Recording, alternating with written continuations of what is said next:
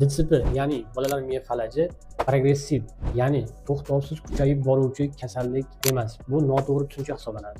Bolalar bosh miya falaji bosh miyani zararlanish bilan yuzaga keladi.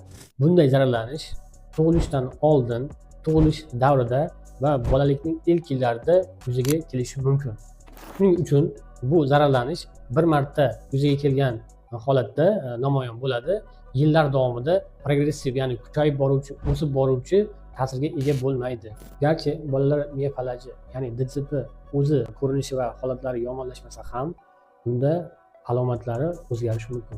Bu bolaning o'sish va rivojlanishi bilan bog'liq bo'ladi. Bu o'sish va rivojlanish davrida bolada bunday alomatlar bilan yuzma-yuz kelishi mumkin bo'ladi. Bu alomatlar quyidagilardan iborat. Bosh miya falajida mushaklar tonusini ortib ketishi yoki tonuslarning sust bo'lishi bilan namoyon bo'lishi mumkin. Bo'g'imlardagi deformatsiyalar, kontrakturalar o'z ko'rinishlarini namoyon qilishi mumkin bo'ladi.